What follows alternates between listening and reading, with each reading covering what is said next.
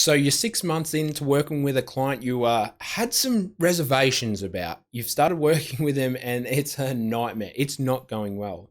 So how do you avoid a bad client and how do you avoid this from ever happening again? Let me show you. G'day guys, Ron here from ronaldosborne.org, where I help business owners and entrepreneurs like yourself achieve their version of success. Today, I'm going to show you and give you some tips and tricks on how to avoid bad clients. Now, let me explain why you need to avoid bad clients. It's not always about the money. A lot of people think that it is, but it's not.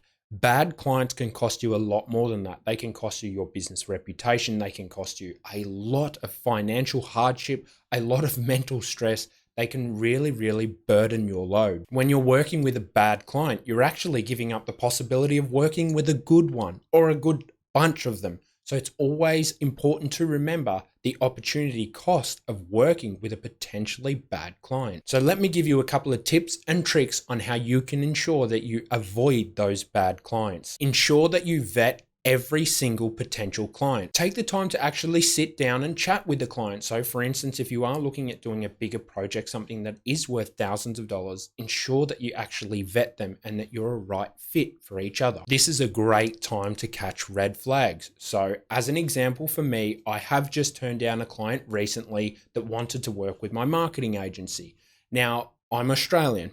I say mate a lot of the time. She had a massive problem with that and thought it was a huge disrespect. Now, in emails, I will say mate instead of someone's name, sometimes again, because I'm Australian.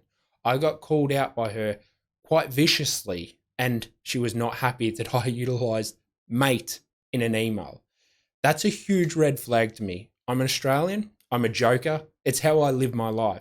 I will not work with a client that's not going to be happy with me utilizing mate instead of calling them by their full professional doctor name. You need to ask the tough questions here. Can your potential client pay on time? Do they have the resources to ensure that they can pay the bills? Are they able to turn up and meet the commitments expected of them? Because no matter what you do together, they will have to fulfill their requirements. Set clear expectations for you and for your client. You need to ensure that the client knows exactly what to expect from you, from your business, or anyone that you work with, and vice versa. You need to be able to feel quite confident that, let's say you need a piece of information from the client, that they will get that to you in an acceptable time frame. You need to ensure that you have that in writing if possible, because it does make the process a lot smoother. Now, as an example, it's not always possible to put everything down in writing and say, this is exactly what you're going to get. Again, from my marketing agency, it's not possible for me to sit there and be like, you're going to get 5 backlinks this month, guaranteed, all from this website, all from that website. It's not feasible. It's just not. It is not feasible at all. So that is why in those situations, you need to say, hey, what our intention is would be to get you 5 links a month. That's our intention. Now, it doesn't mean that you will get them, but that's the expectation.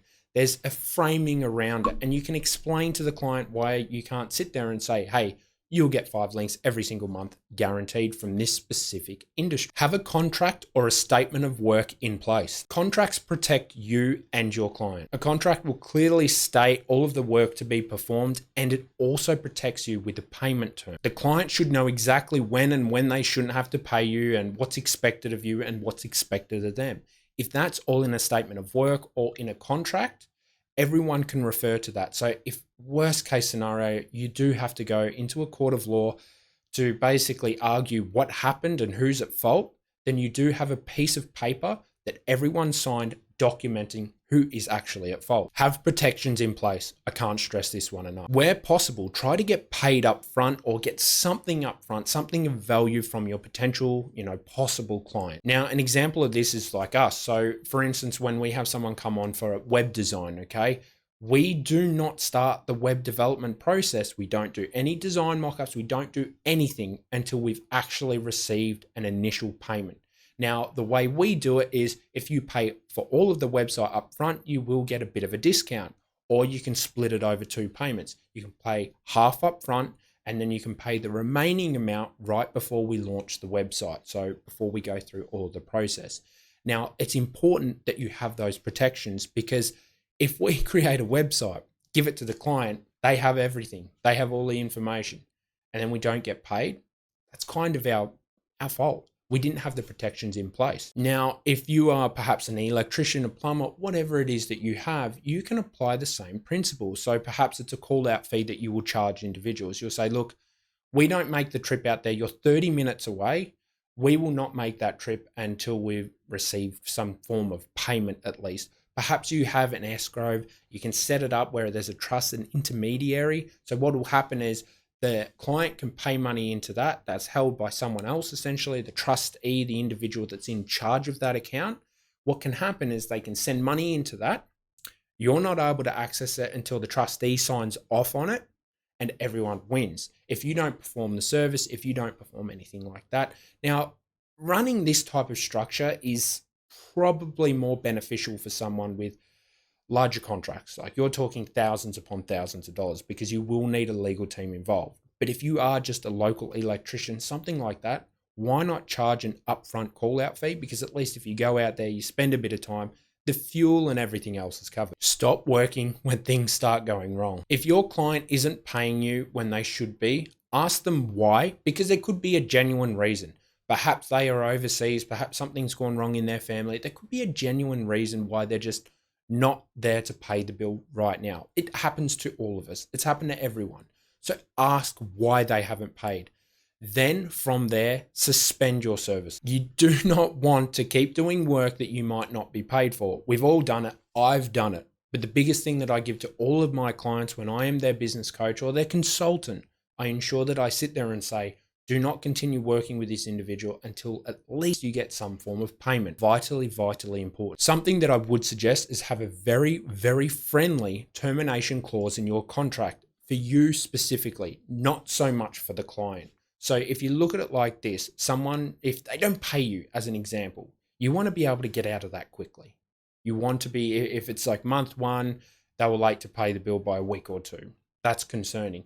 Then if you move into month two, and it's, again, the same thing, you want to get out of it. You don't want to have to do that. If that keeps spreading out and all of this starts causing a lot of problems, you do not want to do that. You want to get out as soon as you possibly can. So ensure that you have a great termination clause in your contract. So I hope I've answered the question of how to avoid bad clients. If I have, make sure you hit that like button, you hit the subscribe. I'm happy to help out. I love making these types of videos. If you want to work with a business coach to help you avoid bad clients or navigate the treacherous waters of working with a bad client, make sure you reach out to me at ronaldosborne.org. I'd be happy to help. I hope you have a lovely day. Cheers.